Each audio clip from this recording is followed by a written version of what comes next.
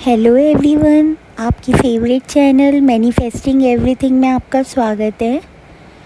आज हम बात करेंगे कि रोबोटिक एफर्मेशंस किन केसेस में बहुत फास्ट वर्क करती है।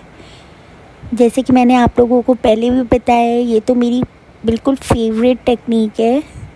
मैं हमेशा सबसे पहले रोबोटिक एफर्मेशंस ही ट्राई करती हूँ अपनी सारी डिज़ायर्स को मैनिफेस्ट करने के लिए। इनफैक्ट मैंने अपनी मदर की गुड हेल्थ को भी रोबोटिक एफर्मेशन से ही मैनिफेस्ट किया। ऐसी सिचुएशन में मैनिफेस्ट किया जिसमें मैं बहुत डरी हुई थी, सर्कमस्टेंसेस बिल्कुल भी फेवर में नहीं थे और बहुत एंग्जाइटी थी, लेकिन मैंने रोबोटिक एफर्मेशंस करना नहीं छोड़ा और मैं कंटिन्यूसली बोलती रही अपनी अफर्मेशंस को और मेरी डिज़ायर मैनिफेस्ट हो गई। तो रोबोटिक एफर्मेशंस हेल्थ के केस में तो सबसे ज़्यादा जल्दी वर्क करती है, क्योंकि उस टाइम पे आपके पास और कोई ऑप्शन नहीं होता। अब आप बैठ के स्क्रिप्टिंग नहीं कर सकते। अगर आप किसी और की हेल्थ मैनिफेस्ट कर रहे हैं या खुद की हेल्थ मैनिफेस्ट कर रहे हैं तो आप चाहते हैं कि जल्दी से जल्दी आप गुड हेल्थ में आए, या आप जिस भी पर्सन के लिए कर रहे हैं वो जल्दी से जल्दी गुड हेल्थ में आए। तो आई थिंक अपने बिलीफ्स को जल्दी से जल्दी चेंज करने का और अपनी डिज़ायर को जल्दी से जल्दी मैनिफेस्ट करने का इससे इससे अच्छा कोई तरीका है ही नहीं। तो जो लोग एंजॉय करते हैं रोबोटिक एफर्मेशंस को, वो ज़रूर अपनी डिज़ायर को मैनिफेस्ट करने के लिए, सेल्फ कॉन्सेप्ट करने के लिए, अपने किसी नेगेटिव बिलीफ को चेंज करने के लिए रोबोटिक एफर्मेशंस ज़रूर यूज़ करें। और एक सेशन 10 मिनट्स का तो एटलीस्ट होना चाहिए। आप कितना भी ज़्यादा देर तक करें कोई फ़र्क नहीं पड़ता, लेकिन 10 मिनट्स तो होना ही चाहिए। और जितना ज़्यादा सैचुरेट करेंगे अपने माइंड को, उतनी जल्दी आपका बिलीफ बनेगा, उतनी जल्दी आपका माइंड आपकी न्यू स्टोरी को एक्सेप्ट करेगा। तो हेल्थ के केस में अगर आप किसी की हेल्थ मैनिफेस्ट कर रहे हैं, अपनी हेल्थ मैनिफेस्ट कर रहे हैं, तो रोबोटिक एफर्मेशन सबसे बेस्ट है। अगर 3D सर्कमस्टेंसेस वर्स्ट हैं और आपको समझ नहीं आ रहा आप क्या करो, तो रोबोटिक एफर्मेशंस करो, क्योंकि कोई रूल ही नहीं है। आप कभी भी कर सकते हो, कैसे भी कर सकते हो, चलते हुए कर सकते हो, बैठते हुए कर सकते हो, कैसे भी कर सकते हो, कुकिंग करते हुए कर सकते हो, कोई रूल ही नहीं है इसमें। तो ये सबसे बेस्ट है।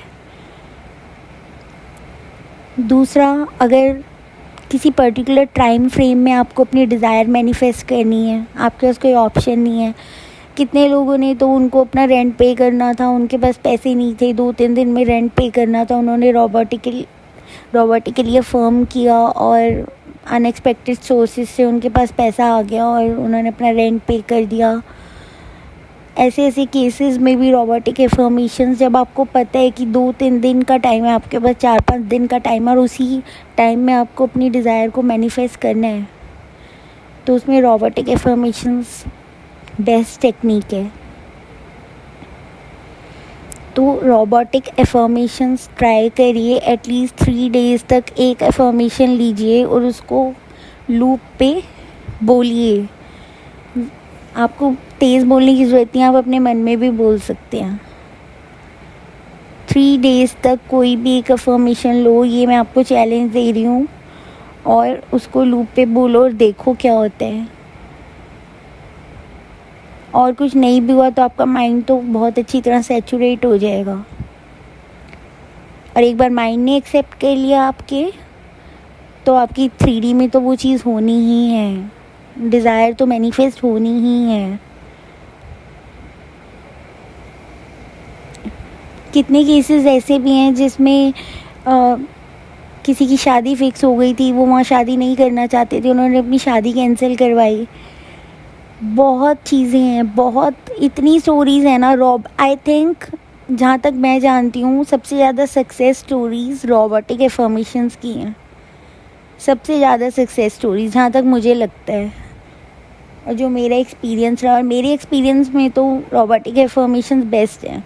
आपको इसमें अब आप फोर्सफुली अपने फील नहीं करना कि अपनी डिज़ायर को इमेजिन करो, फील करो कि वो ऑलरेडी है। आपको सिर्फ बोलना है, कई बार हम ऐसे सर्कमस्टांसेस होते हैं, कई बार ऐसी सिचुएशन में हम लोग होते हैं कि नहीं कर पाते हम फील, नहीं अच्छा फील हो रहा होता, कितना भी ट्राई करो कई बार नहीं होता मूड अच्छा। आई थिंक उस टाइम पे रोबोटिक एफर्मेशंस बहुत हेल्प करती हैं। और मैं तो जितनी बार और जितनी देर तक रोबोटिक एफर्मेशंस बोलती हूँ ना, मेरा उतना बिलीव बनता जाता है कि अब ये मेरी डिज़ायर मैनिफेस्ट हो जाएगी। मुझे बहुत पीस फील होता है। अगर मैं जब भी एंग्शियस होती हूँ ना, तो मैं रोबोटिक एफर्मेशंस करना शुरू कर देती हूँ और मुझे थोड़े टाइम बाद ऐसा फील होता है कि ये डिज़ायर तो मैनिफेस्ट होनी है, और मैं एकदम रिलैक्स्ड हो जाती हूँ। तो आप भी रोबोटिक एफर्मेशंस को ट्राई करिए। कोई भी एक एफर्मेशन लो और उसको 3 दिन तक लूप पर बोलो, सुबह से लेके रात तक जब आपको टाइम मिले। ज़्यादा से ज़्यादा एटलीस्ट 10 मिनट्स तक तो बोलना ही है।